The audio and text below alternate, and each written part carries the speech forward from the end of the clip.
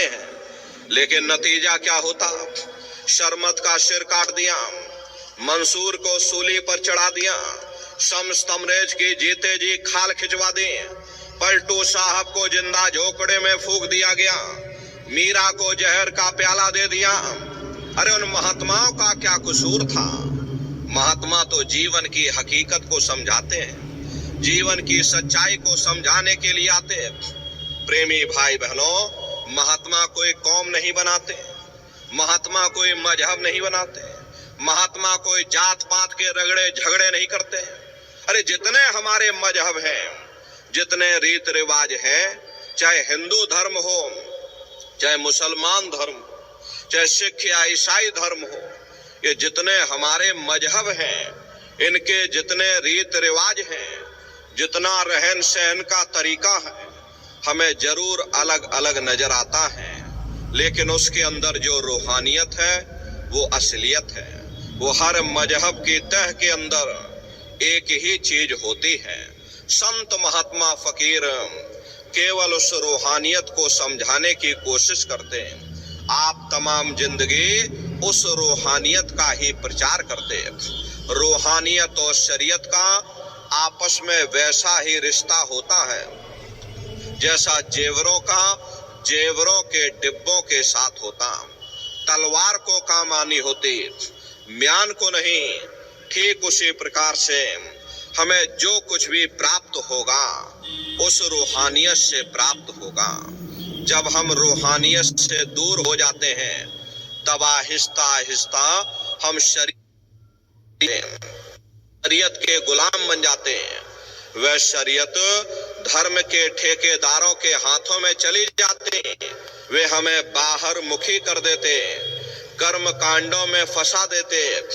ना किसी को रूहानियत की समझ होती है, ना ही कोई समझाने की कोशिश करता। ये लोग हमें इतना बाहर मुखी कर देते हैं, इतना कर्म कांडों में उलझा देते हैं ताकि उनका भी रोजगार चलता रहे। जिस चीज को हासिल करके हमें सुख प्राप्त करना है उस ओर हमारा ध्यान ही नहीं जाता। अरे सुख तो परमात्मा की भक्ति में, परमात्मा के प्यार में मिलेगा।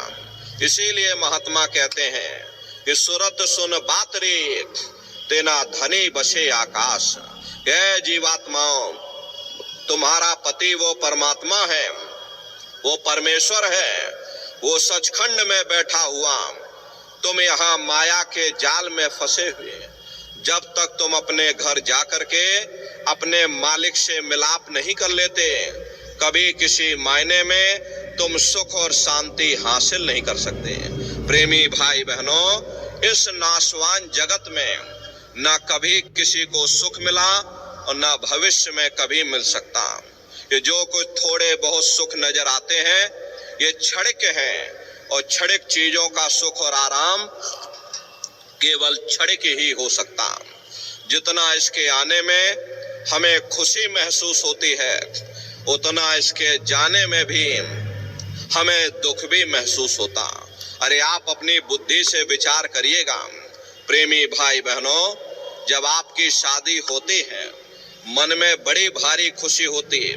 ये मन हमारा फूला नहीं समाता, लेकिन यदि शादी के बाद उसी साथी के साथ कोई अनबन हो जाए, मन मुटाव या झगड़ा हो जावे, तो मन में भय पैदा हो जाता कि कहीं साथी हमारा बेकार न निकल जाए, हमें छोड़कर चला न जाए, शराबी कबाबी और जुआरी न बन जाए। दुनिया भर की चिंताएं मन में समा जाती। चिंता चिता समान, चिंता से बढ़कर के दुनिया में कोई दूसरा रोग नहीं होता। सो इस चिंता के कारण हम लोग दुखी हो जाते हैं। फिर हम बेटे बेटियों में सुख ढूंढते हैं। जब बाल बच्चे पैदा होते मन में बड़ी भारी खुशी होती है।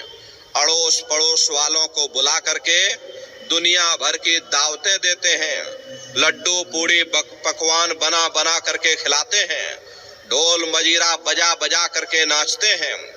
लेकिन वही औलाद यदि बड़े होकर के नालायक निकल जाए, माँ बाप का कहना न माने, उनका आदर सत्कार न करे, तो वही औलाद हमारे लिए दुख का कारण बन जाती है।